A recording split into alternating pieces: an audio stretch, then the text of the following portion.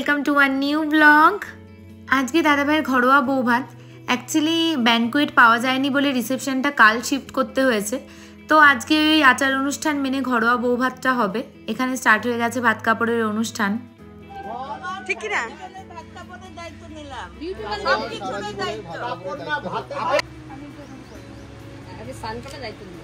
তারপরে তুই বল, আমি তোমার স্নান করানোর দায়িত্ব নিলাম।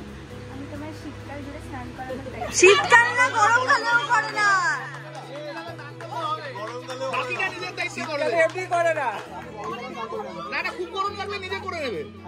না না, খুব গরম লাগলে মুখটা ধুয়ে টুয়ে নেবে, একটু মাথাটাতে শ্যাম্পু করে নেবে, ব্যাস। বাড়ির সমস্ত গুরুজনদের জন্য প্রণামীর কিছু শাড়ি কেনা হয়েছিল। তো ভাত কাপড়ের অনুষ্ঠান শেষ হওয়ার পর শ্রেয়াদি এখন সেগুলোই সবাইকে দিয়ে দিচ্ছে। সবার প্রথমেই বড় মামিকে দিয়ে দিয়েছে বড় মামির শাড়িটা। শাড়িগুলো যেহেতু আমি, বোন, দাদাভাই আমরা পছন্দ করে কিনেছিলাম, তো আমাদের মনে আছে ভালো করে কার কোনটা, তাই আমরা একটু হাতে হাতে এগিয়ে দিচ্ছি। এরপর দাদাভাইয়ের দুই পিসিমণিকে দিয়ে দিয়েছে, প্রথমে বড় পিসিমণি আর তারপর ছোট পিসিমণি। আজকে সন্ধ্যাবেলায় সবাই প্ল্যান করেছে যে দাদাভাইয়ের দেওয়া শাড়িগুলোই পরবে।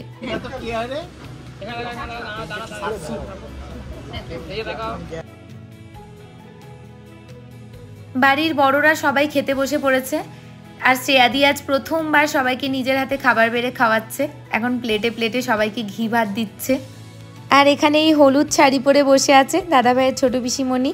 ছোট পিসিমণি আজকে সকালেই এসেছে, তার সাথে আগে আলাপ করানো হয়নি সেজন্য। আর পাশেই বসে আছে ছোট পিসো। আমি আর বোন শ্রেয়াদির পেছন পেছন ঘুরছি। এই রিচুয়ালগুলো শেষ হলে তারপরে একসাথেই খেতে বসে যাব। ঘি ভাত দিচ্ছে তোমাকে, খেতে বসে বললি কি অসভ্য। আচ্ছা আচ্ছা, মুখ কেটে যাচ্ছে কেন? ভালো করে তুলো, ভালো করে এইটা বড় পিসি, ভালো করে তুলি, ভালো করে।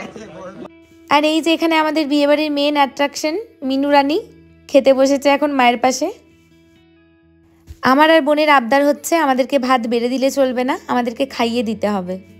আমাকে বেশি করে খাওয়াতে হবে, এইটুকু খাইতে আমি মুখে খাওয়া। ওর মুখটা ভরিয়ে দাও একদম খাইয়ে। না চামচ না, এই যে এটা ঠিক আছে একদম। কেন এতটা খাচ্ছে বুঝতে পারছো তো? এই যে দেখে নাও, মুখটা অনেক বড়, করলে একটা, এই যে এত বড় মুখে এতটা হাত তো লাগবেই। এটা রেখে দে। আর এই ভাই দুটো হচ্ছে আমাদের বিয়েবাড়ির ফটোগ্রাফার। এদের দুজনের মাথা আমরা একদম খারাপ করে ফেলেছি। প্রত্যেকে মিনিমাম 100টা করে পোর্ট্রেট তো তুলেইছি। দারুণ দারুণ পাঞ্জাবি পরছে, দারুণ লাগছে।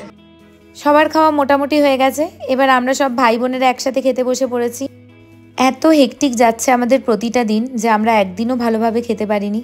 তাই আজকে ডিসাইড করেছি যতগুলো মেনু আছে সব খাবো একদম কবজি ডুবিয়ে। সেদি এত বড় মাছের মাথাটা খাবে? একটু ভাত খেলে হবে। ওর মাথাটা খেতে পারলে তুই বুঝতে পারবি ওর মাথাটা ভালো খেতে পারবে।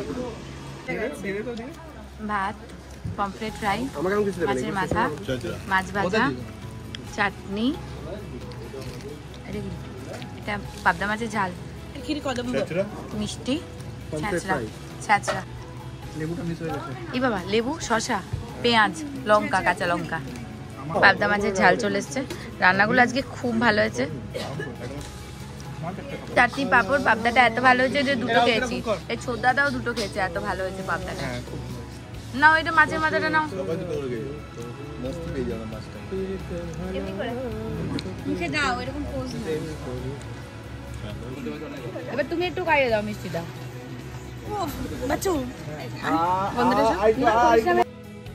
রিসেপশনটা কালকে হলেও আজকেই বৌভাতের সমস্ত নিয়ম পালন করা হচ্ছে।